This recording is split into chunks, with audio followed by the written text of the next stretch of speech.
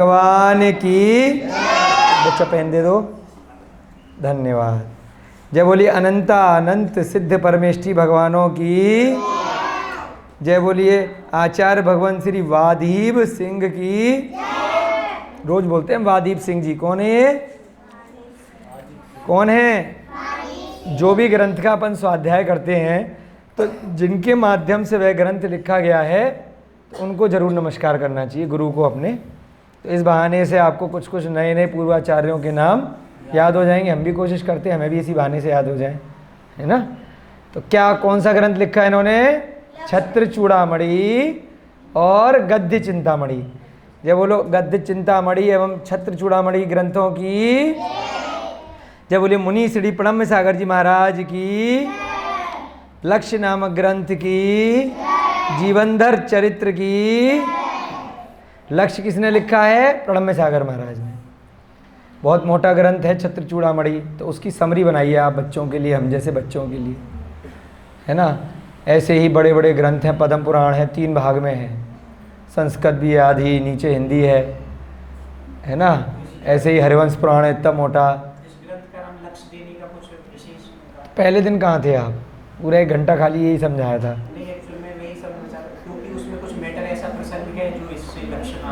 पहले दिन की कक्षा में हमने यही प्रसंग बताया था कि इसका नाम लक्ष्य क्यों रखा, क्योंकि लक्ष्य का मतलब होता है गोल। तो आपको जीवन का लक्ष्य क्या बनाना है? नहीं, उससे कोई प्रसंग नहीं लगता अभी तक की घटना में। ऐसे ही लक्ष्य नाम रखा है कि गोल, जैसे एक समरी बनाइए ना, लेकिन उसमें साथ में लिख दिया ना कि जीवनधर चरित्र पर आधारित, है ना। जैसे किसी फिल्म का नाम होता है, किसी स्टोरी का नाम होता है।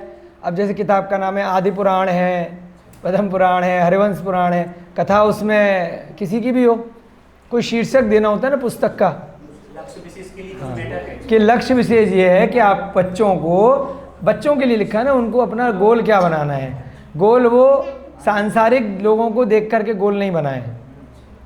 जैसे पहली कक्षा में भी उदाहरण दिया था कि बच्चे हैं, बड़े हैं, आप जैसे बड़े हो गए तो आपने गोल बनाया शास्त्री बनना है ना। उत्तम जी ने गोल बनाया लोगों की पिटाई करनी है ना। भैया जी ने गोल बनाया कि गायक बनना है, सिंगर बनना है। तो कैसे बनाया? किसी को देखा, एक छोटे से जीवन में जो आसपास लोग देखे, कहीं फिल्में ज़्यादा देख ली, वीडियो ज़्यादा देख ली, या आसपास माँ बाप से सीख लिया, तो वो लक्ष्य बना लिया एक बच्चे ने और उसके लिए लगा पड़ा। बाद में हो सकता है जब उसकी उम्र बड़ी हुई, उसको फिर और लक्ष्य बड़े दिखाई दिए, उसका गोल चेंज हो गया। तो इसीलिए महाराज जी ने छोटी सी पुस्तक लिखी है कि बचपन में ही बच्चों को अरिहंत भगवान के बारे में बताया जाए, जिससे कि उसको थोड़े ज्ञान में रहे। इन बच्चों को अभी से क्या पता मन कर जाए कि मुझे भगवान बनना है ना। तो मैं अच्छे अच्छे काम करूं, मैं जीव हिंसा ना करूं, मैं व्रत लूं, कोई दिक्कत थोड़ी है कि बुढ़ापे में 80 साल में व्रत लिए जाएंगे। तो इसलिए लक्ष्य रखा कि बचपन में ही बच्चों को लक्ष्य बनाया जाए कि कोई तो बिरला जीव हो 1000 में से 1 करोड़ में से 1 कि जो बचपन से ही अपना लक्ष्य बनाए कि मुझे भी इस संसार चक्र से निकलने का लक्ष्य बनाना है ना। ऐसे लक्ष्य की कोई उम्र नहीं होती है। बुढ़ापे में भी लोग बना सकते हैं, बचपन में भी बना सकते हैं। बुढ़ापे में साधारण तौर पे क्यों बना पाते हैं? क्या कारण है? क्योंकि सारे जीवन के कार्यों से निवृत्त हो जाते हैं, छूट जाते हैं। बच्चे हो गए, बच्चों की भी शादी हो गई, अपनी भी पहले हो चुकी, पढ़ाई पूरी कर ली, है ना, स्कूल कॉलेज सब व्यापार इत्यादि कर लिया। अब रिटायर्ड हो गए, फ्री हो गए, फिर निकालते हैं ग्रंथ कि चलो भाई कहीं मंदिर जाकर टाइम पास करेंगे, चलो कहीं ग्रंथ पढ़ेंगे। तब जाकर के लक्ष्य बनाते हैं 70 साल में, 65 साल में। अरे पूरे जीवन को बर्बाद कर दिया। ये किताब पहले क्यों नहीं हाथ में लगी? ये मुनि महाराज के प्रवचन पहले अच्छे क्यों नहीं लगते थे? पहले तो फिल्मी दुनिया अच्छी लगती थी, टीवी पे, मोबाइल में या सिनेमा हॉल में। अब क्यों ये अच्छा लग रहा है? उस समय फिर शरीर की सामर्थ्य कम हो गई, व्रत लेने की इच्छा कर रही है लेकिन शरीर साथ नहीं दे रहा, इतने रोग लग गए, है ना। मुनि बनने की इच्छा कर रही है, पैदल विहार नहीं कर सकते। इसीलिए जब बुढ़ापा आ जाता है तब ज़्यादातर आचार्य महाराज, मुनि महाराज दीक्षा भी नहीं देते। आपने 20-25 साल दीक्षा में, युवावस्था में अगर निकाल दिए, तब तो फिर आपके लिए सेवा कोई करेगा? संघ के लोग करेंगे, श्रावक इत्यादि करेंगे। आप नए बुढ़ापे में 70-80 साल में दीक्षा लेकर और उम्मीद करो सारा समाज मेरे को ले लेके घूमे, है ना। मेरे पूरे दिन सेवा करे। आपने उन्हें बदले में क्या दिया? कभी ना प्रवचन सुनाए, ना स्वाध्याय कराया, ना कोई ग्रंथ लिखे। तो इसलिए उनके लिए फिर जैसे वृद्धाश्रम टाइप एक जगह मुनि महाराज जी दे देते हैं, चलो आपकी इच्छा है, आपने दीक्षा लेनी है, अपना समाधि मरण करना है, आप आश्रम में रहो, दीक्षा ले, त्यागी व्रति टाइप से रहो, अपना जीवन अच्छे से निकालो। नहीं तो कई जगह कंडीशन होती है, जिनके घर वाले लेकर के आए हैं, तुम्हारे लिए इन्होंने जीवन भर किया है ना, इस चक्कर में बेचारे पूरी ज़िंदगी भर व्रत नहीं ले पाए। तुम्हें पैसा कमाना सिखाया, तुम्हें इतनी प्रॉपर्टी कमा के दे के गए, तुम्हें रुपया पैसा पढ़ाई लिखाई, तो तुम एक आधा आदमी यहाँ पे छोड़ो। करते हैं, सामने देखा, मुनि महाराज जी की कोई गलती नहीं है इसमें कि तुम अब लेकर के आए हो बुढ़ापे में, 70 साल के हो गए, 75 साल के हो गए, 80 साल के हो गए, अब 2 आदमी इनको पकड़ने के लिए, आहार कराने के लिए भी चाहिए, तो भाई 2 आदमी तुम अपने घर से दो फुल टाइम, नहीं तो कहीं से पेड करो, कुछ भी करो, मजबूरी है ना। आचार्य महाराज कहाँ तक झेलेंगे उनको? इतने बड़े बड़े संघ हैं आज की डेट में, ऐसे तो सारी दुनिया लास्ट समय में सब महाराज जी के पास पहुँच जाएगी कि सारा खर्चा वृद्धाश्रम से अच्छा तो ये उठाएं। सारी जिंदगी तो उन्होंने पिताजी से लिया है ना, मार्केटिंग का 2-10 साल लगते हैं। तो इसीलिए युवा अवस्था में निकलना चाहिए। प्राकृत में सूत्र भी आया है कि जब तक बुढ़ापा ना आ जाए, जब तक इंद्रियां शिथिल ना हो जाएं, और जब तक रोग नहीं लग जाए, तब तक दीक्षा ले लो या व्रत ले लो। साफ साफ आया है ना। तो इसी पंचम काल की दृष्टि से आया है कि अभी अपनी हजारों साल की उम्र नहीं है, आप दीक्षा नहीं भी ले सकते, तो आप कम से कम व्रत तो लो, रात्रि भोजन का तो त्याग करो, है ना, अभक्ष पदार्थों का कुछ तो त्याग करो कि जिनमें जीव ज़्यादा होते हैं, ज़्यादा कुछ नहीं कर सकते तो, या हमेशा के लिए नहीं कर सकते तो महीने में 1 दिन के लिए कर दो। महिलाएं इत्यादि जैसे 1 दिन का व्रत करती हैं, है ना, कभी करवा चौथ के नाम पर कर लिया, कभी किसी नाम पर कर लिया, कभी कल जैसे जन्माष्टमी थी, कभी रामनवमी के नाम पर, बहुत सारे मिथ्या में भी करते हैं और बहुत सारे अपने यहाँ भी करते हैं कि ये व्रत है वो व्रत है, महीने में 1 या 2 दिन अष्टमी चौदस का कर लिया, 10 लक्षण में कभी कर लिया। तो इसलिए ऐसा महीने या 2 महीने में 2-4 व्रत इस प्रकार से भी कर लो कि आज के दिन हम बाहर का नहीं खाएंगे, क्या बुराई है, वह भी एक व्रत है। उस दिन यदि मरण हो गया तो सम्यक दर्शन के साथ अच्छी जगह जाओगे ना। चलिए आगे बढ़ते हैं। वादीप सिंह जी ने छत्र चूड़ामणि और गद्य चिंतामणि ग्रंथ लिखे हैं। उसके सार बनाने के लिए बच्चों के लिए मुनि महाराज श्री प्रणम सागर महाराज ने, बहुत अच्छे इस युग के महाराज जी हैं, बहुत गहन चिंतवन है उनका, और प्राकृत के भी विद्वान हैं, संस्कृत के भी विद्वान हैं, और प्रतिमान योग के ग्रंथ भी अच्छे से लिखते हैं। बहुत अच्छे अच्छे उन्होंने, जैसे भक्तांबर स्त्रोत है आदिनाथ भगवान की स्तुति, ऐसे एक वर्धमान स्त्रोत भी लिखा है भगवान महावीर की स्तुति, है ना।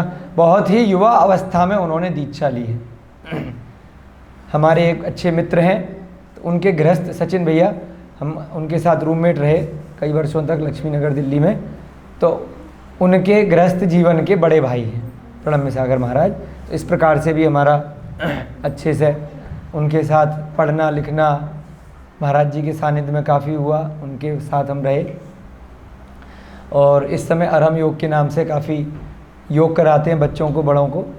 आप लोगों ने भी पिछले वर्ष यहाँ पर जब नोएडा आए थे प्रणम्य सागर महाराज, तो यहाँ सुनपुरा में भी आने का बना था, परंतु आगरा चतुर्मास के लिए जाना था तो यहाँ नहीं आ पाए। आप लोगों ने बड़े अच्छे से दर्शन किए।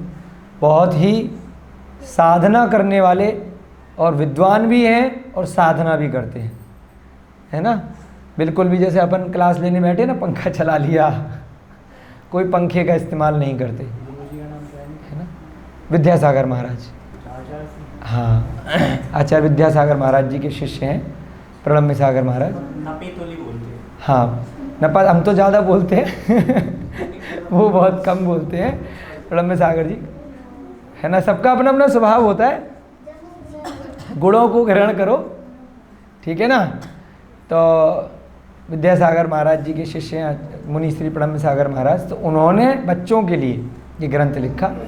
हमें भी उन्होंने कई जगह प्राकृत पढ़ाने के लिए भेजा, नाम रेफ़र कर देते हैं हम। हमने महाराज जी के साथ में पाई शिक्षा का अध्ययन किया प्राकृत का, तो हम भी जुड़े हैं बहुत सालों से। बहुत अच्छे महाराज हैं, आप लोगों को भी उनके पुनः दर्शन के लिए लेके चलेंगे, या जब भी दोबारा उनका दिल्ली आगमन होगा तब यहाँ दर्शन कराएंगे। तो तो उन्होंने लक्ष्य नामक पुस्तक इसलिए लिखी कि बच्चे लोग किस प्रकार से अपने जीवन का लक्ष्य बनाएं। चलिए, वाधीप सिंह नामक आचार्य रहे हैं, उन्होंने ओरिजिनल पुस्तक लिखी है ना। ऐसे ही आचार्य रविशेण हैं, उन्होंने पद्म पुराण लिखा है। आचार्य जिनसेन हैं, आदि पुराण, हरिवंश पुराण इत्यादि की रचना करी है। तो उस समय लोगों का ज्ञान अच्छा था। संस्कृत में उन्होंने ग्रंथों की, बड़े बड़े ग्रंथों की, आप देखेंगे पुराने ग्रंथ तो बहुत बड़े बड़े विस्तार से ग्रंथ होते थे। डॉक्टर पल्लालाल जैन जी ने उन ग्रंथों की टीका करी है, हिंदी करी है आज के समय के अनुसार। परंतु हिंदी में होने के बाद भी उतने बड़े बड़े ग्रंथ होते हैं। अब आज के समय में क्या है कि लोगों के पास समय कम हो गया। जब हम आपके जितने छोटे छोटे बच्चे थे अभिषेक जी, जब हम इनके जैसे बच्चे थे तब क्रिकेट का शौक था। 5-5 दिन तक भी टेस्ट मैच चला करते थे। अभी का तो पता नहीं, बहुत साल से देखे नहीं टीवी पे मैच। और 50-50 ओवर के मैच हुआ करते थे, पूरे दिन देखते थे। वर्ल्ड कप भी, पेपरों के टाइम वर्ल्ड कप आ रहा है, इधर टीवी को आवाज़ कम करके इधर दिखाने के लिए, घर वालों के लिए पढ़ाई चल रही है, उधर टीवी चल रहा है। अच्छा, पूरे दिन पूरा की पूरा वर्ल्ड कप देखा करते थे, है ना। अब बस हो गए, तो भैया मैडम पूछ रही है ये पास कैसे हो गए धोखे से, गलती से। पिताजी को जैसे ही पता चलता था टीवी बंद कर देती थी, आके खूब मार पड़ती थी कि हम देख थोड़ी रहे, आवाज़ तो बंद है ना, वो तो भैया देख रहे हैं, हमारे बड़े भैया, उनका नाम लगा देते। तो ऐसे करके अब 50-50 ओवर के मैच होते थे, समय था। अब 20-20 ओवर के हो गए, सुनने में आ रहा है 20-20 हो गया, और 5-5 दिन तक देखा करते थे क्रिकेट। तो समय होता था। तो जब 15-20 सालों में ही इतना समय कम हो गया कि 50 से या 5 दिन के टेस्ट मैच 20 ओवर के हो गए, तो अब ये पुस्तक क्यों लिखी गई? क्योंकि आजकल लोगों पे समय कम हो गया, फास्ट लाइफ हो गई, हर चीज़ तुरंत चाहिए, है ना। अब 3-3 घंटे की मूवी भी कोई नहीं देखने जा पाता है, तो उसको बस फटाफट स्टोरी बता दो।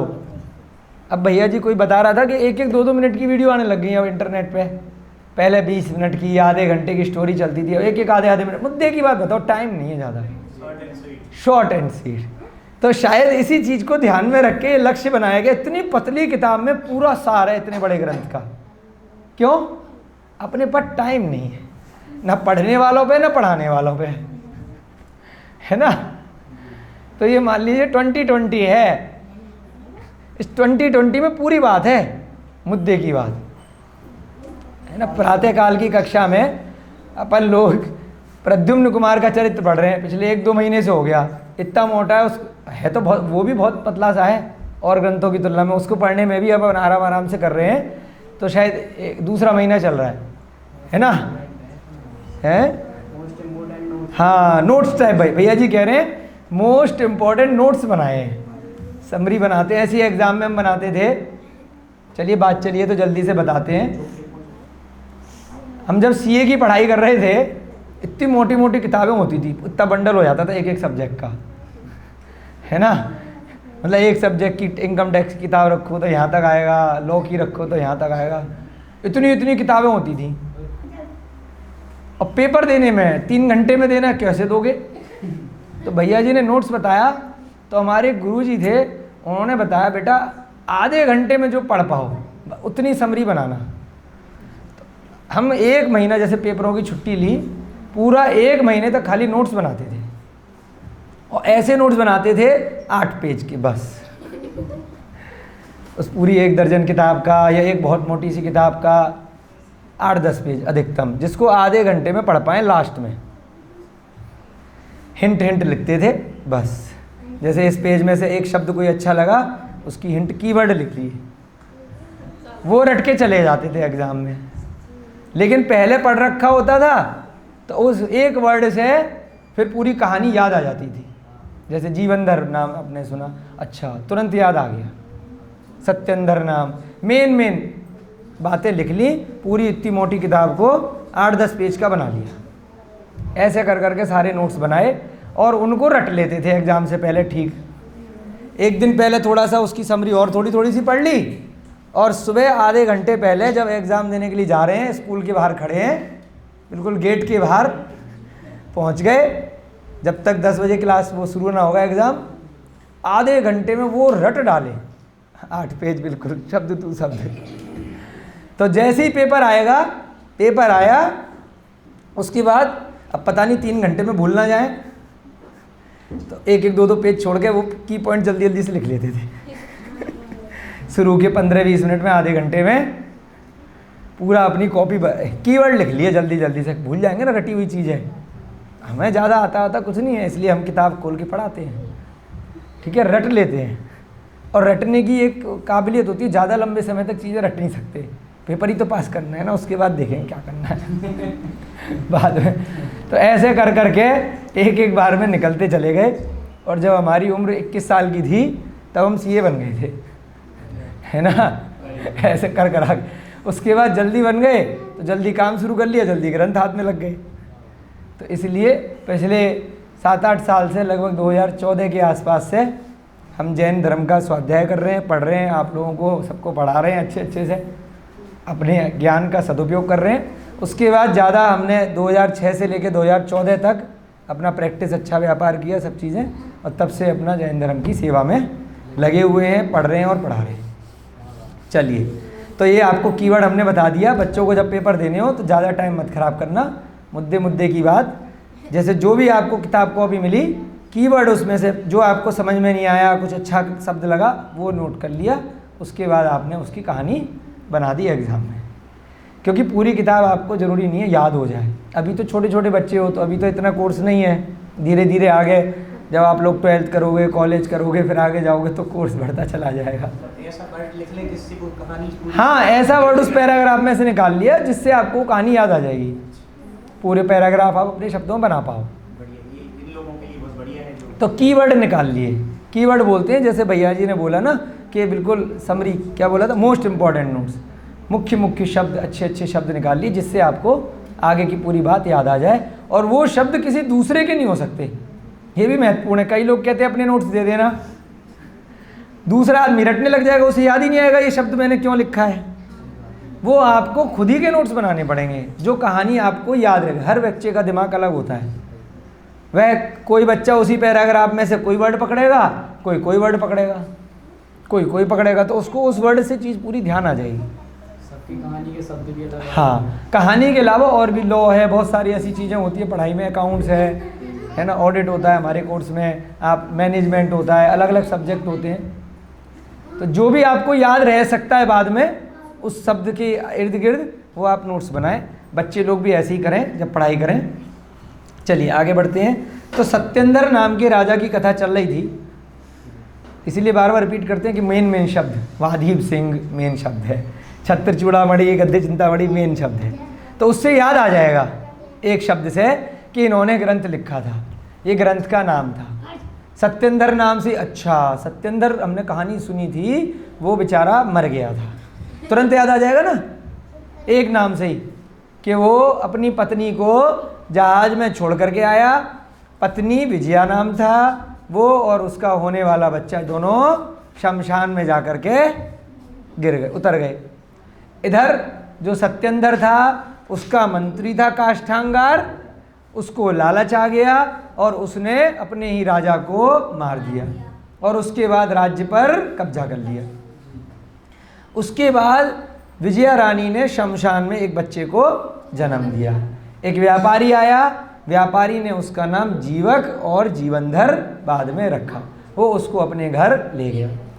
अब व्यापारी ने एक चाल चली कि भाई ये कोई राजा का पुत्र लग रहा है, तो अपनी पत्नी को कह दिया सुनंदा को कि ये तेरा ही पुत्र है, तूने तो मरा हुआ पुत्र कह के मुझे जलाने के लिए, दफनाने के लिए भेजा था, ये तो अपना ही पुत्र है, ये तो जिंदा है।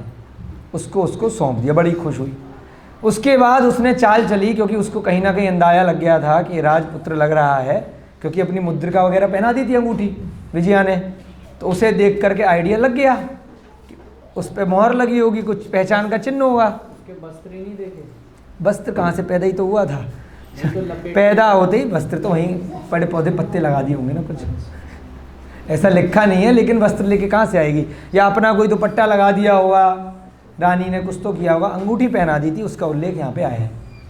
वो इसलिए पहनाई जाती थी कि जहाँ पर भी जाए उसको पता रहे कि कोई पहचान है, कोई राज का पुत्र है ना।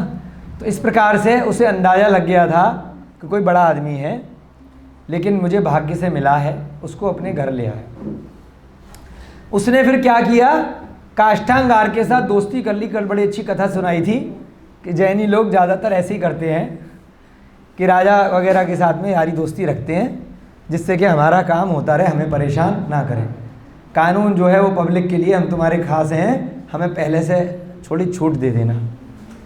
तो ऐसे ही एक बढ़िया सा टेंडर ले लिया उसने आज के समय के हिसाब से। राजा ने खजाने खोल दिए और क्या कहा उसने राजा से कि हमें बड़ी इच्छा है, हमें ऐसी कृपा है भगवान की कि हमें सब बच्चों का पालन पोषण करना है, आप एक हमारे ऊपर कृपा कर दो।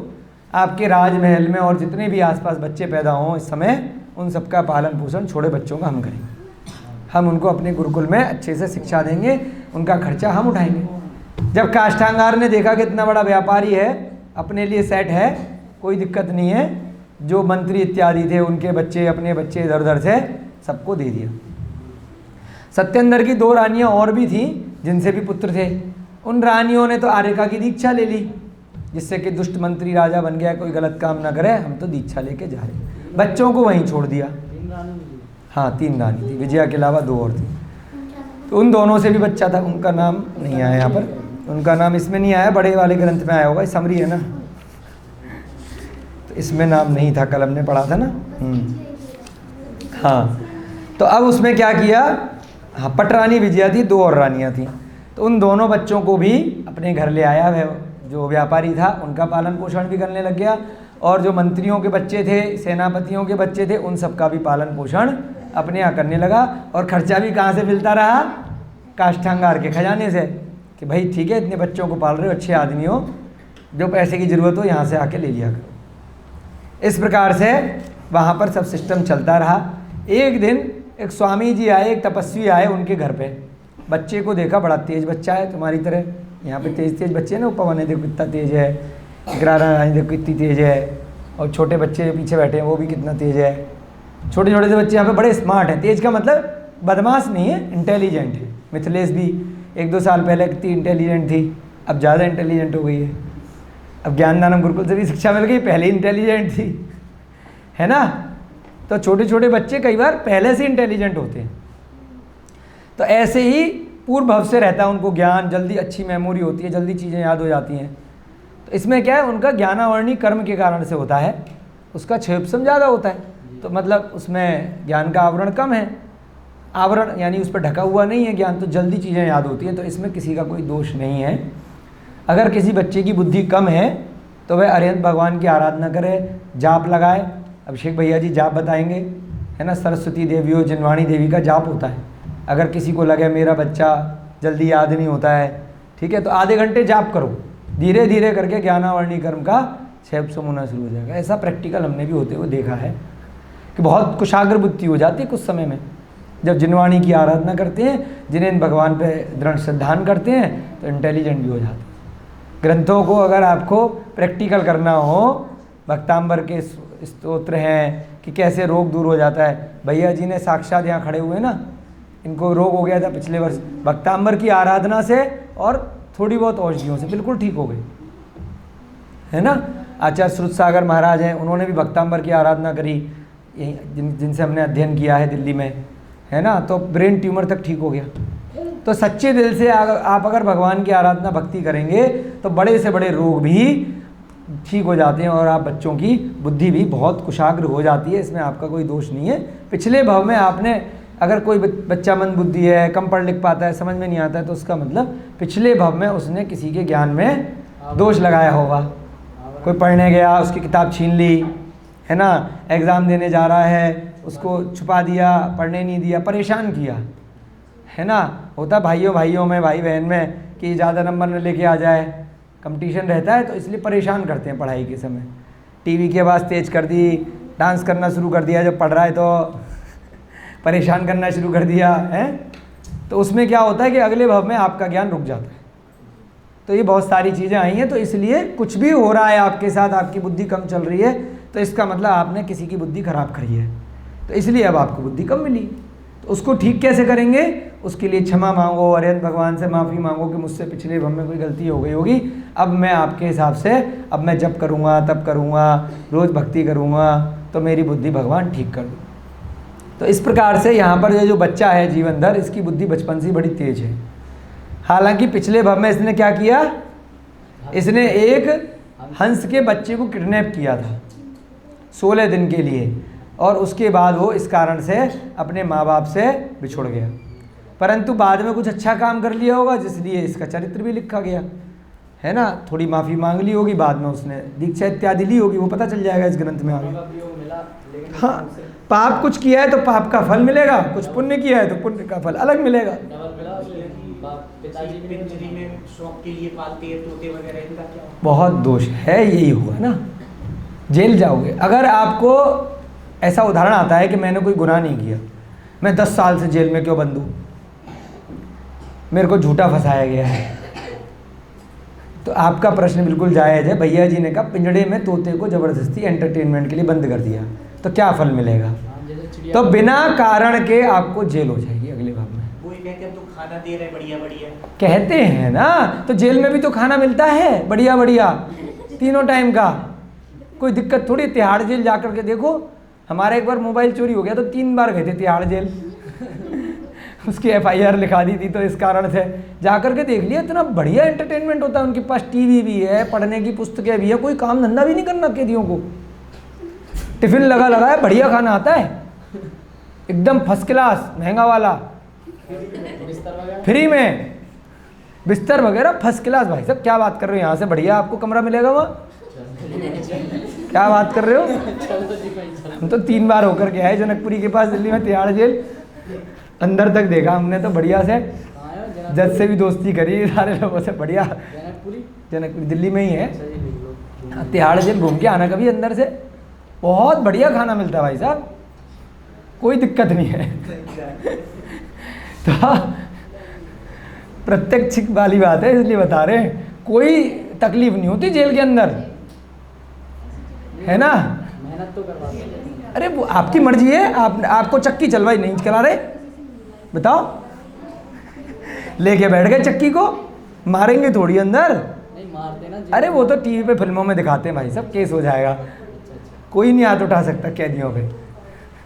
तो मतलब सजा किस चीज की? बस सजा इस चीज की कि तुमने तोते को बंद किया इतने महीने तक। अब आप बाहरी दुनिया से तो अलग हो गए ना, आपका घर परिवार है ना, आपका व्यापार था, आपका कोई काम धंधा था, आपका निकट परिचित थे, तो उनसे तो दूर हो गए ना। अच्छा, मतलब गलत कदम फिर से ना उठा सके दूसरा। हाँ, गलत कदम फिर से नहीं उठाएं, तो इसके लिए 20 साल 10 साल 15 साल जिसकी जैसी सजा है उसके हिसाब से उसे जेल में बंद करते हैं। ज़्यादा बड़ा अगर क्राइम है तो फिर फांसी दी जाती है या मृत्यु दंड दिया जाता है, बहुत ज़्यादा बड़ा क्राइम होता है तब, नहीं तो 1-2 साल में छोड़ देते हैं। और जो कुत्ते को पालते हैं, सब चीज़ों का देखो दोष है, कुत्ता बंद नहीं है, वो तो स्वतंत्र जा सकता है। दोष लगता है अगर आपने उसकी माँ से उसे जुदा किया है। अगर आपने, जैसे भैया जी कुत्ते को पालने का पूछ रहे हैं, अगर रेस्क्यू होके आया है, पहले से बिछड़ा हुआ था, एक्सीडेंट हो गया था, जैसे अपने हॉस्पिटल में होता है, तो यहाँ दोष नहीं है, क्योंकि यहाँ तो मजबूरी है, किसी ने पहले ही छोड़ दिया है, ट्रीटमेंट के लिए आई हैं चीज़ें। अगर आपने एंटरटेनमेंट के लिए खरीद करके मनोरंजन के लिए लाए हो और आपको पता है या नहीं पता है, भले इसी गाड़ी में घूम तो रहा तीनों को, हाँ तीनों को दोष लगता है, जिसने आपको बेचा है, जिसने उसको जुदा किया है और जिसने खरीदा है। कृत कारित अनुमोदना, तीनों को पाप लगेगा। जो बेच रहा है बच्चे को, पिल्ले को किडनैप करके, तोते के बच्चे को, तो सबको बराबर बराबर ऐसी अगले भवों में कहीं ना कहीं वो जेल में जाएंगे, कहीं स्वयं बिछुड़ जाएंगे अपने माँ बाप से पैदा होने के बाद में, है ना कुछ उसका कर्म का इफेक्ट आएगा ही आएगा। तभी तो संसार चल रहा है, नहीं तो संसार रुक जाएगा। तभी तो सारी सृष्टि अपने आप चल रही है। आपने जो किया है उसका फल आपको मिलेगा। आपने खाना बनाया है, रोटी बेली है तो बनेगी, खाओगा कोई ना कोई। ऐसे जीवन दर के साथ हुआ भी। हाँ, ऐसी जीवन दर के साथ हुआ। तो ये प्रथमान योग के ग्रंथ पूरा जीवन चक्र समझाते हैं कि कोई भी घटना किसी के साथ 1 सेकंड के लिए भी घटित हो रही है तो उसके लिए आपने कुछ ना कुछ बीज बोया था, है ना। जैसे आप पढ़ाई कर रहे हैं, पेपर देने जाओगे तो आप पहले पढ़ रहे हो, फिर पेपर देने जाओगे, तो इसी भव में उसका फल मिल गया। जो आपको इस भव में कोई फल दिखाई नहीं दे रहा है, तो पिछले भव में कुछ बीज बो करके आए हो, आपकी आत्मा ने कोई काम ऐसा किया है। तो ये बच्चा बड़ा तेज था, आप सब छोटे छोटे बच्चों की तरह। उस तपस्वी ने पूछा कि बेटा गांव नगर किधर है? तो बच्चे ने हाजिर जवाबी जवाब दिया कि दिखाई नहीं देता, इतने बच्चे खेल रहे हैं, तो मकान आसपास ही होगा ना हमारा, है।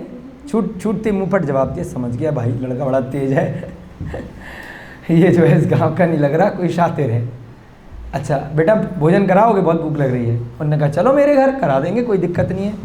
अपने घर ले गया तो वहाँ पर जो उसके पिताजी थे गंधोटकट, उन्होंने कहा ठीक है तपस्वी मेरे साथ भोजन कर लेंगे, तुम बेटा बच्चों की लाइन में भोजन करो, कोई दिक्कत नहीं है।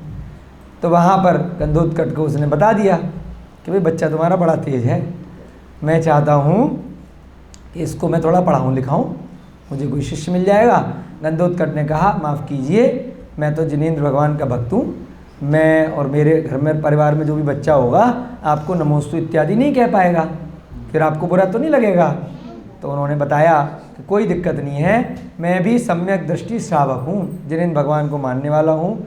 मुझे एक व्याधि हो गई थी, भस्मक व्याधि, जिस कारण से मेरे को बहुत भूख लगती थी, परंतु आज इस बच्चे ने जो अंतिम ग्रास दिया उससे मेरी भूख की जो व्यथा थी, जो मेरी बीमारी थी, मुझे लग रहा है वो हमेशा के लिए ठीक हो गई है। तो इसलिए बच्चा बड़ा बलशाली है, बड़ा पुण्य प्रतापी है, मैं इसको ले जाना चाहता हूँ और आपको चिंता करने की ज़रूरत नहीं है। पहले मेरा नाम क्या था? आर्य नंदी था, मैं एक राजा था आर्यवर्मा नाम का मैं भी। बाद में मैंने दीक्षा ले ली थी, परंतु मुझे रोग हो गया, इस कारण से आर्य नंदी नाम मेरा रखा गया। रोग के कारण मैंने पुनः ये वस्त्र पहन लिए श्रावक के, परंतु मैं जिनेंद्र भगवान का ही भक्त हूँ, मैं उसको गलत चीज़ें नहीं सिखाऊंगा, है ना, आप चिंता मत करो। उसके बाद उसने कहा बिल्कुल ठीक है, कोई दिक्कत नहीं है। उसके बाद तो फिर अपने बच्चे को और बाकी सब बच्चों को भी पढ़ने के लिए उनके पास भेज दिया। कुछ ही समय में बड़ी सारी विद्याएं उन सब बच्चों ने सीख ली। ठीक है ना, आगे पढ़ते हैं। अब प्रश्न पूछेंगे, गुरु रेव ही देवता, माने गुरु ही देवता है, गुरु को ही, जब तक वह भगवान नहीं मिल रहे साक्षात, तो गुरु ही आपके लिए देवता के समान है, वही तो बता रहे हैं भगवान के बारे में। प्रश्न आया, क्या गंधोटकट को नहीं मालूम था कि यह सत्येंद्र राजा का पुत्र है? बताओ, गंधोटकट को क्या पता था ये सत्येंद्र राजा का पुत्र है? हाँ, उत्तर आया अवश्य मालूम था, क्योंकि अंगूठी से पहचान लिया था, लेकिन बताया नहीं उसने किसी को। तभी तो अपनी पत्नी को अगर बता देता कि तेरा बेटा नहीं है तो दूसरे का, तो वो पालन पोषण हो सकता है अच्छे से नहीं करती, सौतेला बच्चे को समझ करके, है ना, कम खिलाती, परेशान करती। अवश्य मालूम था, तभी तो गंधोटकट उस राजा से ऊपर ऊपर से मिला रहा। इसी कारण से अंदर से सच में दोस्ती नहीं थी काष्ठांगार से उसकी, समझे? काष्ठांगार जो मंत्री राजा बन गया था, उससे पक्की वाली अंदर की दोस्ती नहीं थी, दिखावे की दोस्ती थी, है ना, क्योंकि तूने बदमाशी दिखाई है, इसलिए हम तुझसे बदमाशी वाली दोस्ती ऊपर ऊपर से रखेंगे, जब समय आएगा तब तुझे बताएंगे। खजाना राजा का मिलता रहा और पालन पोषण जीवनधर का और उसके अपने भाइयों और मित्रों का होता रहा। पैसे कहाँ से लेता रहा? अरे भाई साहब पैसे ख़त्म हो गए, देना जरा। काष्ठांगार से रोज़ लेने चला जाता था, है ना, और पालन पोषण भी उन्हीं का होता रहा। और इसलिए जो उसके मित्र कौन हो गए भाई, उसी के पिता के मित्र थे ना, वो अच्छे मंत्री वगैरह सेनापति, वो सारे का भी पालन पोषण हो गया। इसके जो अपने दो भाई थे, दो दूसरी रानियों से, उनका भी करता रहा। गंधोटकट सेठ बहुत बुद्धिमान तथा दीर्घदर्शी था, बड़ा इंटेलिजेंट था, हमारे अभिषेक भैया की तरह, सुलभ भैया की तरह, संकल्प भैया की तरह। और कौन कौन सी टीचर, इनकी मैडम, ये आपका क्या नाम है? नाम नहीं पता मुझे, मंजू मैडम, हाँ, इनकी तरह इंटेलिजेंट था। देखो भाई मेमोरी बिल्कुल अच्छी नहीं है, भूल जाते हैं हम लोगों के नाम हैं, नहीं नाम हम भूल जाते हैं लोगों के, कहानी तो पूरी याद है आपको, तो अभी तो याद है ना, पढ़ रहे हैं रोज इसीलिए। तो उसने क्या किया, बड़ा बुद्धिमान था, इंटेलिजेंट था गंधोटकट, तभी तो इतना बड़ा व्यापार कर रहा था है ना। और दीर्घदर्शी यानी कि दूरदर्शी था, आगे की सोच के चल रहा था कि सारे के सारे दोस्त इसके आगे काम आएंगे जब ये बड़ा हो जाएगा। यदि वह ऐसा नहीं करता तो काष्ठांगार कभी भी राजपुत्र को समझ सकता था, कभी भी उसको खबर मिल जाती कि अरे वो रानी का पुत्र कहीं वहाँ जा कर के रह रहा है। उस सेठ ने सोचा यदि जीवक की रक्षा अलग से की जाएगी तो भेद जल्दी प्रकट हो जाएगा। अलग से राजपुत्र या गांव में रहेगा, नगर में रहेगा, तो लोगों आगों में फेमस हो जाएगा कि कुछ इसमें अलग सी क्षमता है, कोई बात है। और अगर भीड़ में रहेगा, उसके जैसी और राजपुत्र भी हैं, तो पता ही नहीं चलेगा। मेरा जो पुत्र है इन्हीं में घुल मिल जाएगा जो मैंने काष्ठांगार से कह के बुलाए हैं। तो भाई सभी इंटेलिजेंट हैं, क्या दिक्कत है, उनके साथ ये भी हो गया। तो भीड़ में पता नहीं चलेगा एक जैसे लोगों में। इतना इंटेलिजेंट था वो, बड़ा गेम खेला उसने। उस सेठ ने सोचा कि अगर जो है अलग से इसका पालन पोषण होगा तो भेद प्रकट हो जाएगा, इसलिए उसने काष्ठांगार के आज्ञा से सभी बालकों को अपने घर बुला लिया। नगर के भैया जितने बालक हैं उनको मेरे यहाँ भेज दो, और उन्हीं के साथ सबको पढ़ाया, बड़ा भी किया। उसने यह भी सोचा कि बड़े होकर ये सभी जीवन भर के मित्र रहेंगे और मुख्य सेना का काम करेंगे। देखो पहले से आइडिया लग गया था कि जब बड़े हो जाएंगे तो यही जो आपके दोस्त हैं ना, यही आपका कोई व्यापारी में मित्र बन जाएगा, कोई आपका क्लाइंट बन जाएगा, है ना, कोई इस प्रकार से आपकी कोई दोस्त बन के रहेगा, सहायता करेगा। ऐसी सहेलियाँ अपनी मम्मी वगैरह से पूछना, उनकी जो आज भी सहेलियाँ होंगी ना, वो कौन सी होंगी?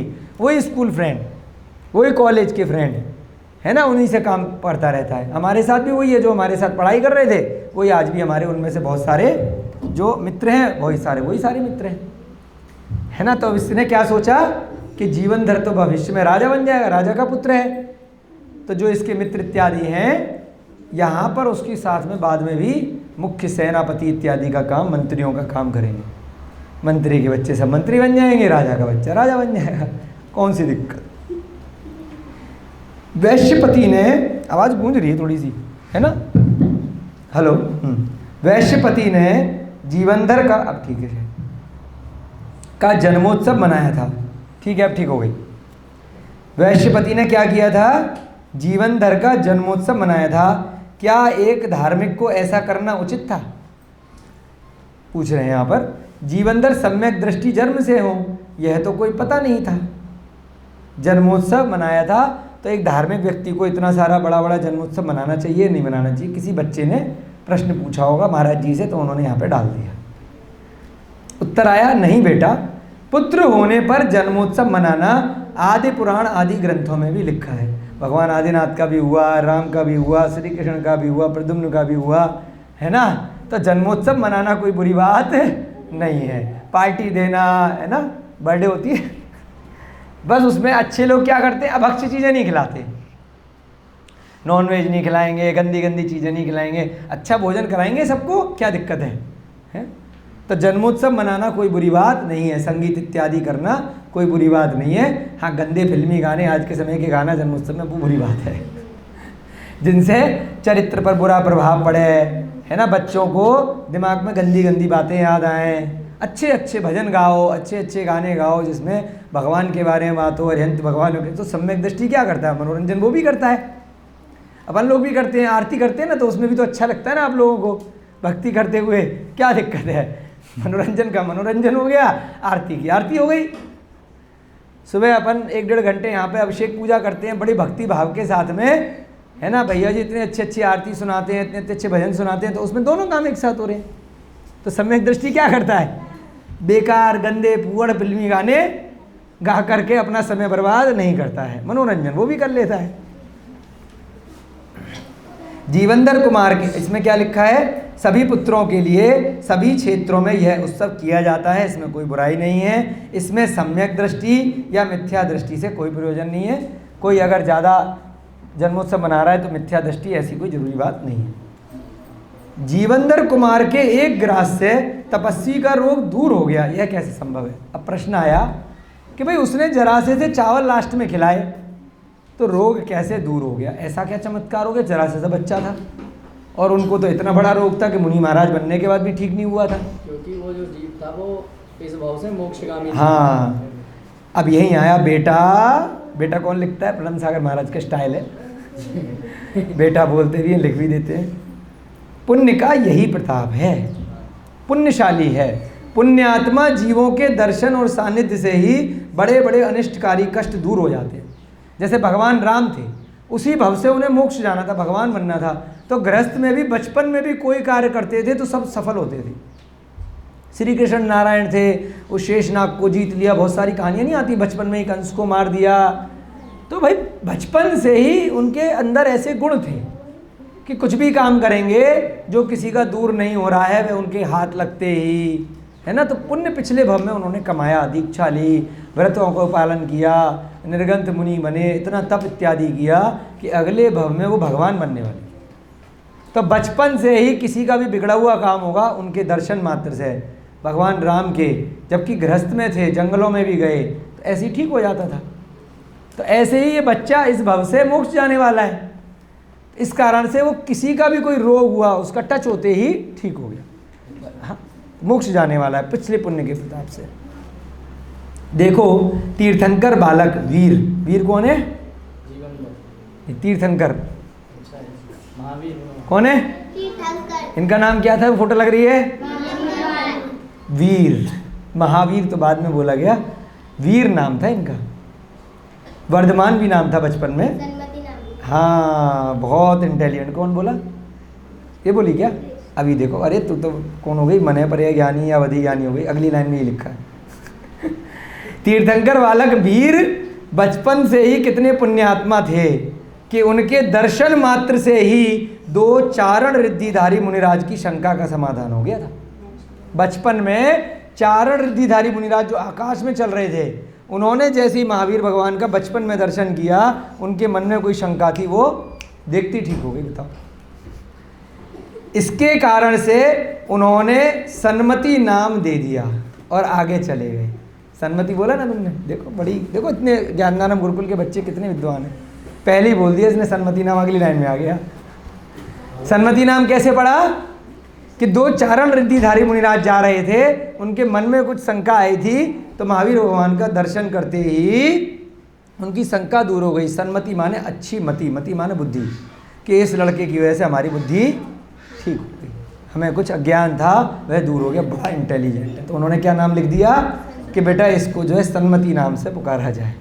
ये कथा तो हमें भी नहीं पता थी, ऐसे पढ़ते पढ़ते नई नई बातें सीखने को मिलती है ना बच्चों के साथ में, बड़ा अच्छा है। चलिए, सन्मति नाम कैसे पढ़ा गुरुजी याद रखना।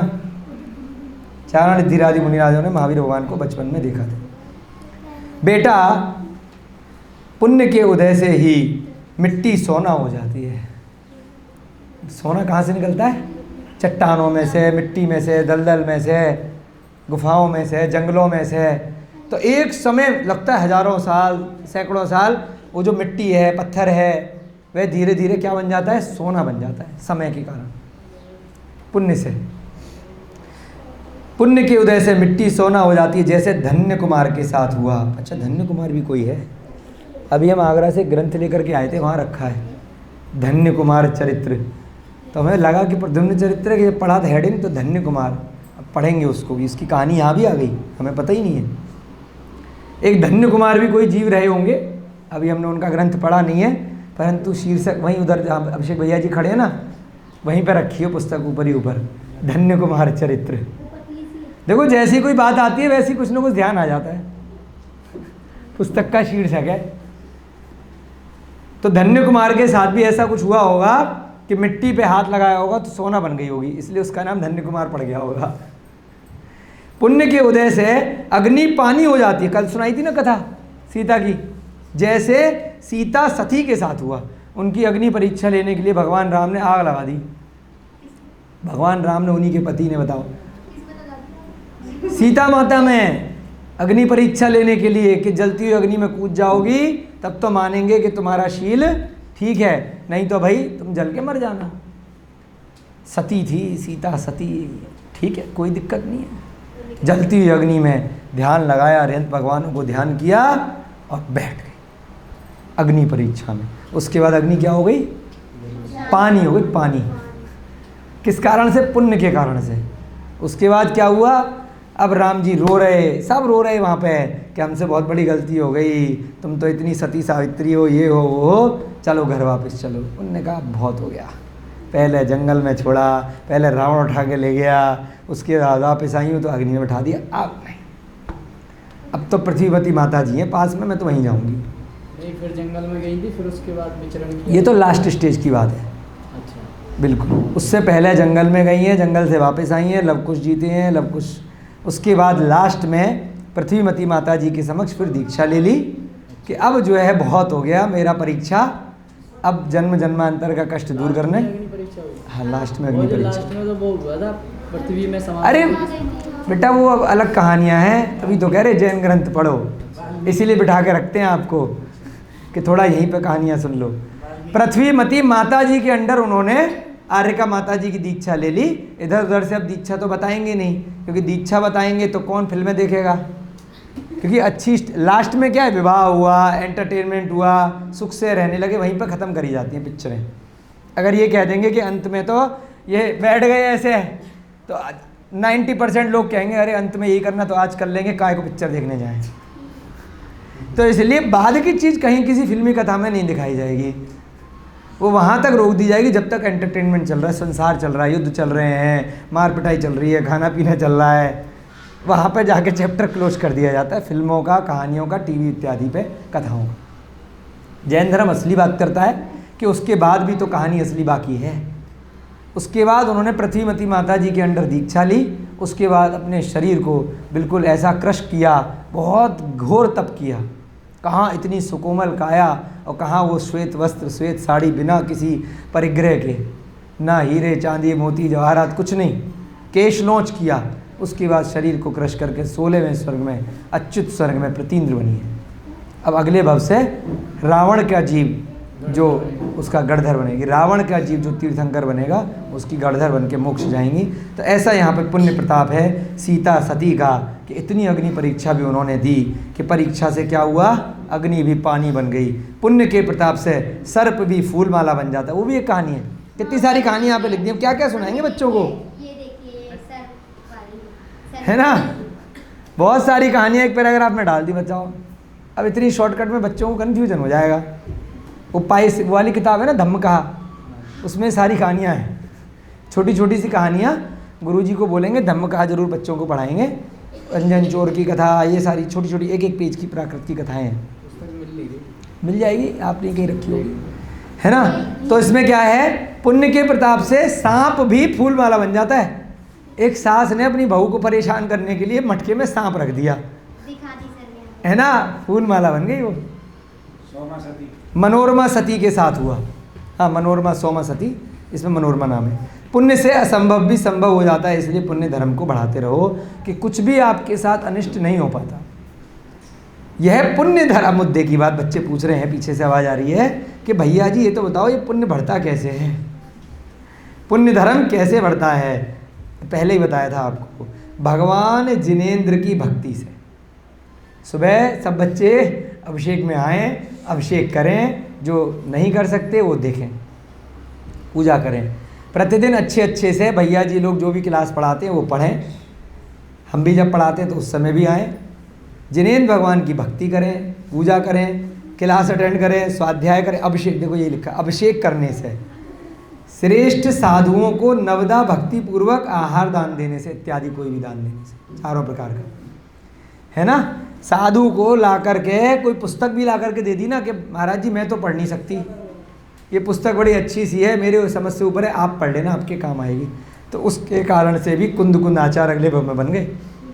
पिछले भव में ऐसे एक शास्त्र कहीं पे मिला था, एक मुनि महाराज को ला के दे दिया था, है ना। ऐसी गाँव वाले थे, ऐसी पर्याय में, तो उसके कारण से कितना ज्ञान मिल गया। किसी दूसरे का ज्ञान बढ़ाया कि मैं नहीं पढ़ पा रहा, है ना। कोई माँ बाप हैं, वो बेचारे पढ़े लिखे नहीं हैं, अपने काम धंधे में गरीब हैं, कुछ भी हैं, अपने बच्चे को अच्छा पढ़ा रहे हैं, तो अगले भव में उनको भी ज्ञान मिलेगा। अच्छा पढ़ा रहे हैं, अच्छे का मतलब जो आधुनिक शिक्षा है उसकी बात यहाँ पे नहीं कर रहे, धर्म की शिक्षा अच्छी दे रहे कि बच्चा उस शिक्षा को ग्रहण करके किसी का मर्डर नहीं करेगा, धार्मिक शिक्षा पढ़ेगा, अच्छे से गरीब लोगों का इलाज करेगा। अगर डॉक्टर बन गया तो, है ना, वकील बन गया तो जो गलत अपराध में जिन्होंने नहीं किया उनको छुड़ाएगा, अच्छे अच्छे कार्य करेगा, कभी बेईमानी नहीं करेगा। तो ऐसी अच्छी शिक्षा अगर माँ बाप देंगे, भले ही वो खुद भी पढ़े लिखे नहीं है ना, उनका ज्ञान अपने आप बढ़ेगा, अगले भाव में बहुत ज्ञानी होंगे। तो आप लोगों के माँ बाप यहाँ ज्ञानदान गुरुकुल में भेज रहे हैं, भले ही हो सकता है कुछ के माँ बाप पढ़े लिखे हों, कुछ के नहीं भी हों, तो कोई दिक्कत नहीं है, अगले भाव में बेटा इतने ज्ञानी बनेंगे कि सब फेल है, और सब में ज्ञानी बनेंगे, अच्छे ज्ञान वाले, क्योंकि यहाँ गुरुकुल में भेज रहे हैं पढ़ने के लिए, ऐसी ऐसी जगह नहीं भेज रहे कि जहाँ पे आकर के गलत काम सीखो। ठीक है। श्रेष्ठ साधुओं को नवधा भक्ति पूर्वक दान देने से, उनकी विनय करने से, सेवा करने से, सदैव, मुद्दे की बात आ गई आप बच्चों के लिए, सभी जीवों के प्रति दया और प्रेम भाव रखने से पुण्य धर्म बहुत बढ़ता है। जो आप लोग करते हो ना सब जीव जंतुओं की सेवा, अब कल से नियम लो, 5-5 बच्चे यहाँ से गुरुजी निकालेंगे, एक हफ्ते या एक दिन 5-5 बच्चे पक्षियों को, कोई पानी डालेगा, कोई दाना डालेगा, कोई गायों का चारा डालेगा, है ना। उससे क्या होगा, हमारा कोई फ़ायदा नहीं है, यहाँ पे संस्था में बहुत लोग हैं काम करने वाले, काम हो जाएगा, लेकिन आपको बहुत फ़ायदा होगा, है ना। पक्षियों को गेहूँ डाल दिया, बाजरा डाल दिया, है ना, मक्का डाल दिया, उनकी दवाई लगा दी, है ना, गायों को चारा डाल दिया, पानी डाल दिया, आपका अपना फ़ायदा होगा, हमारा होगा नहीं होगा हमें नहीं पता। तो इसलिए नियम बनाओ, 1-1, 2-2, 4-4 बच्चे पशु पक्षियों की सेवा करें, दीन दुखियों की, गरीबों की, बाज़ार में कोई मिल गया बूढ़ा आदमी, है ना, उसको रास्ता पार कराना है, उसको बिठाना है, पानी पिलाना है, कभी पर कुछ भी अगर अच्छे काम करोगे तो उससे क्या होगा, पुण्य बढ़ेगा, और पुण्य से क्या होगा, बुद्धि बढ़ेगी। इस भव में भी बहुत अच्छे आगे बनोगे, और अगले भव में तो फिर तो बनने ही बनने हो, वहाँ तो ऐसी लॉटरी लगेगी, स्वर्ग जाओगे कि यहाँ की तो ये सब चीज़ें, अभी गर्मी लग रही है, सर्दी लग रही है, बैक्टीरिया के शरीर में कोई चक्कर ही नहीं है ना। इतना बढ़िया, इतना सुंदर शरीर मिलता है, और इतनी अच्छी आयु मिलती है, सब बच्चों को मिलेगी। तो इसलिए सब छोटे छोटे जीवों के प्रति दया रखो, प्रेम भाव रखो। अब किसी बच्चे ने प्रश्न पूछा, लेकिन महाराज जी मेरा एक मित्र है, वह कहता है कि पुण्य पाप तो सब बराबर हैं, ज़्यादा विद्वान मित्र हैं, अपने को बस शुद्ध आत्मा का ध्यान करना चाहिए। बड़े सारे शिविर लग रहे हैं ना, मेडिटेशन करो, आत्मा आत्मा आत्मा का ध्यान करते रहो, ज्ञान प्राप्ति मत करो। तो भैया कहाँ है आत्मा, पता कहाँ है?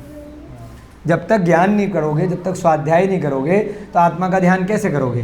तो एक इंटेलिजेंट किसी ने पूछा, मेरा एक दोस्त है महाराज जी, वह हमेशा कहता है पुण्य पाप सब बेकार की बातें हैं, बस आत्मा का ध्यान करो बस। अब महाराज जी ने इतना लंबा उसका आंसर दिया है, पढ़ते हैं चलो। नहीं बेटा, पुण्य पाप बराबर होंगे तो बताओ हिंसा करना पुण्य है या पाप है? बताओ। हाँ देखो सब बच्चे इंटेलिजेंट हैं। अगर दोनों एक जैसे हो गए तो किसी दूसरे जीव को मारना पुण्य हुआ या पाप हुआ? पाप हुआ। साफ साफ उत्तर दिया बच्चे ने, पाप। आपने भी दे दिया, यहाँ भी लिख दिया।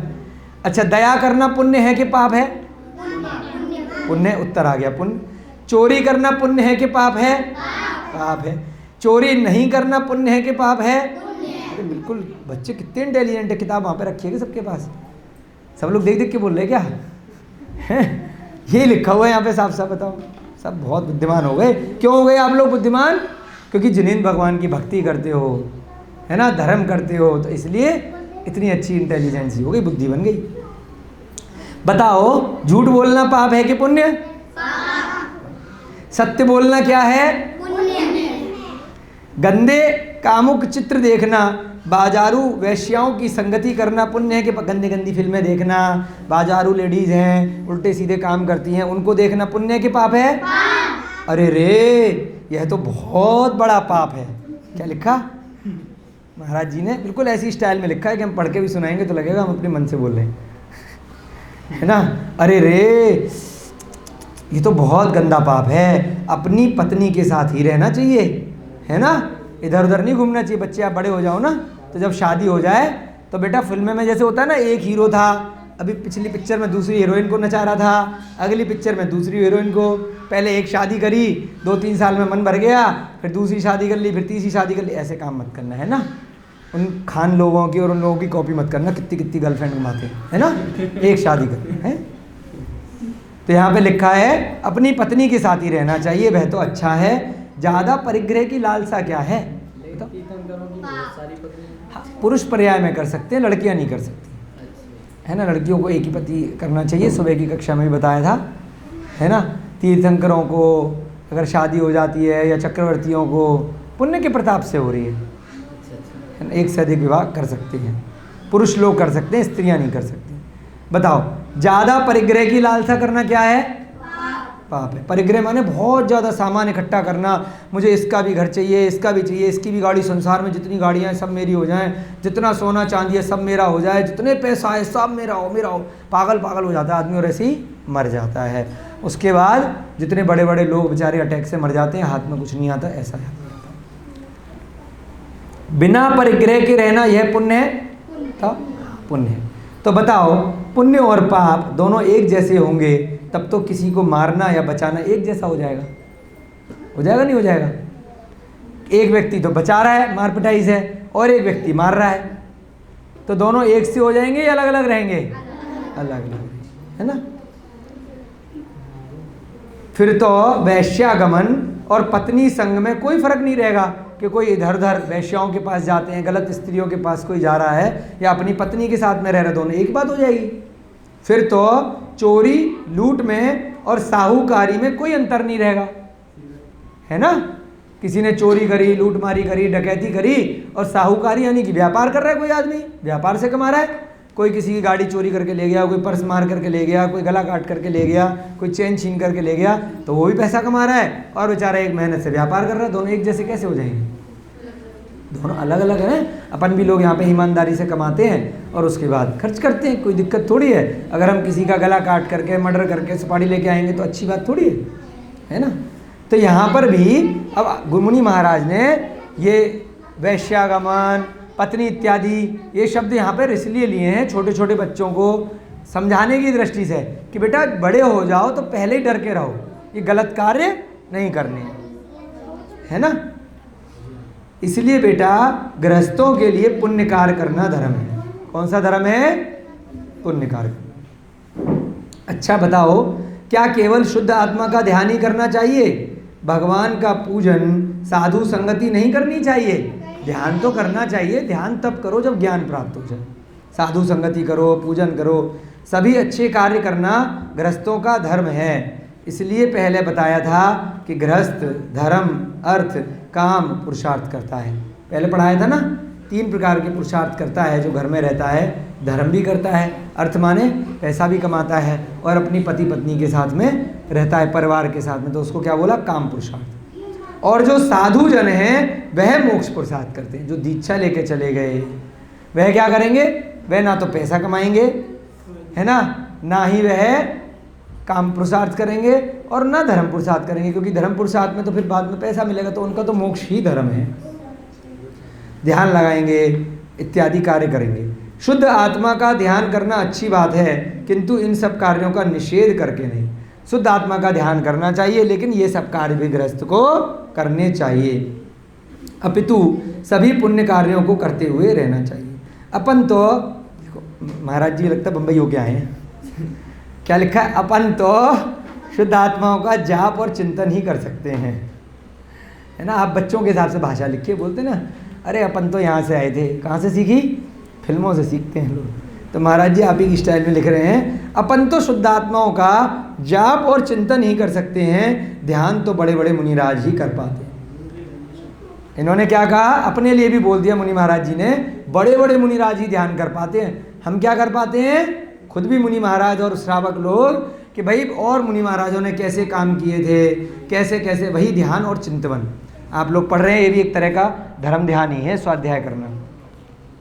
बेटा जो मित्र तुमसे ऐसा कहता है उससे पूछना कि क्या वह भगवान का अभिषेक पूजन करता है कि नहीं करता है। जो ये बोले कि पुण्य पाप एक जैसी चीज़ हैं, अपन तो शुद्ध आत्मा का ध्यान करेंगे, तो उससे पूछना कि तुम अभिषेक पूजन करते हो? श्रेष्ठ साधुओं के दर्शन करने कभी जाते भी हो कि नहीं जाते हो?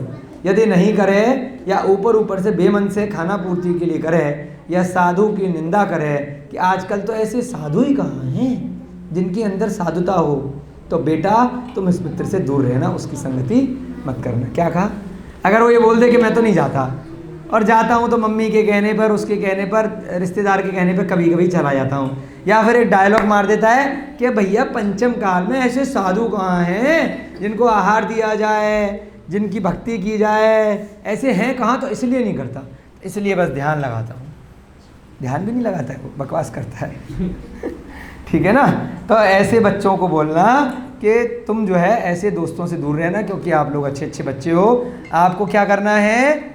अपने तीनों प्रकार के पुरुषार्थ अच्छे से करने हैं, स्वाध्याय करना है, स्कूल में पढ़ाई करनी है और अपने जीवन का लक्ष्य बनाना है। इस जीवनधर स्वामी के लक्ष्य की तरह अच्छे अच्छे कार्य करना है ना। चलो आज ये थोड़े से प्रश्न आपने पढ़े, कल की कक्षा में आगे देखेंगे और थोड़े से प्रश्न हैं, फिर कथा को आगे बढ़ाएंगे, है ना। पिछली सारी कथा आपने रिवाइज कर ली, बड़ा अच्छा किया, और बीच बीच में थोड़े से प्रश्न उत्तरी में भी कुछ अन्य कथाएं भी आपको सुनने को मिली। जय बोली महावीर भगवान की, जय बोली आदिनाथ भगवान की, जय बोलिए चारित्र चक्रवर्ती आचार्य भगवान शांत सागर जी महान मुनिराज की। अब आप बोलोगे किसने लिखा है गद्य चिंतामणि?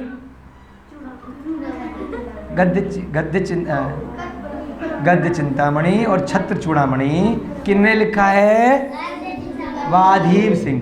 जब बोलिए आचार्य वाधीव सिंह की, छत्र चूड़ामणि और गद्य चिंतामणि ग्रंथों की, जिनवाणी माता की, जीवनधर स्वामी की, लक्ष्य नामक ग्रंथ की, मुनि श्री प्रणम सागर जी महाराज की। अच्छा, ग्रंथ की भी जय बोलना है तो जिनवाणी की जय हो गई वो। अगर अपन किसी ग्रंथ को भी नमस्कार करते हैं, है ना, तो पूरी जिनवाणी अनंत भगवान की वाणी की जय हो गई।